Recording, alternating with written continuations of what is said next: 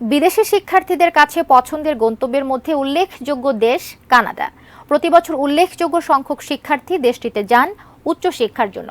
এবার বিদেশি শিক্ষার্থীদের জন্য নতুন নিয়ম চালু করল কানাডা। কি সেই নিয়ম, বিস্তারিত জানাচ্ছেন সহকর্মী সাইমন প্রভা।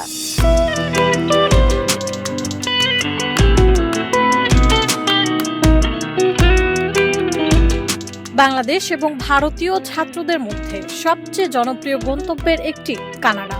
সেখানকার বিভিন্ন কলেজ এবং বিশ্ববিদ্যালয়ে নথিভুক্ত মোট আন্তর্জাতিক ছাত্রদের 1/3-অংশেরও বেশি বাংলাদেশি ও ভারতীয় ছাত্র রয়েছে। এবার কানাডা সরকার বিদেশি শিক্ষার্থীদের সাপ্তাহিক কাজের সময় নির্ধারণ করে দিয়েছে। বিদেশি শিক্ষার্থীদের একাডেমিক পারফরমেন্স উন্নত করতে কানাডা সরকার এই নিয়ম করেছে বলে জানা গেছে।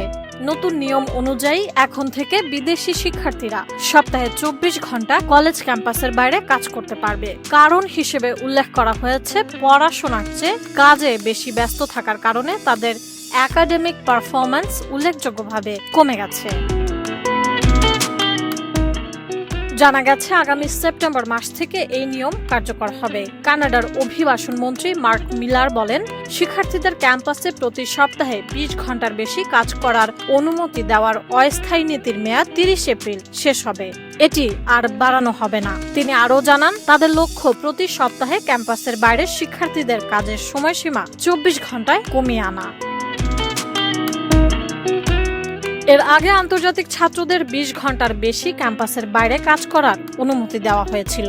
প্রধানমন্ত্রী জাস্টিন ট্রুডোর লিবারেল পার্টির সরকার দেশে কোভিড-19 মহামারীর সময় আন্তর্জাতিক শিক্ষার্থীদের জন্য 20 ঘন্টা কাজের সময়সীমা অস্থায়ীভাবে তুলে নেন।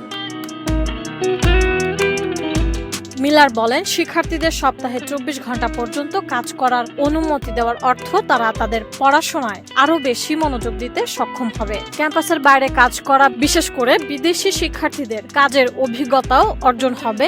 শিক্ষার কোনো ঘাটতি থাকবে না বলেও উল্লেখ করেন তিনি। অস্ট্রেলিয়া এবং মার্কিন যুক্তরাষ্ট্রে যারা প্রতি সপ্তাহে 28 ঘন্টার বেশি কাজ করেন, তাদের একাডেমিক কার্যক্ষমতা উল্লেখযোগ্যভাবে হ্রাস পেয়েছে। বেশিরভাগ দেশ আন্তর্জাতিক পড়ুয়ারা তাদের পড়াশোনা চলাকালীন কত ঘন্টা কাজ করতে পারবেন তার সীমা নির্ধারণ করেন। সাইমন প্রভা, এটিএন।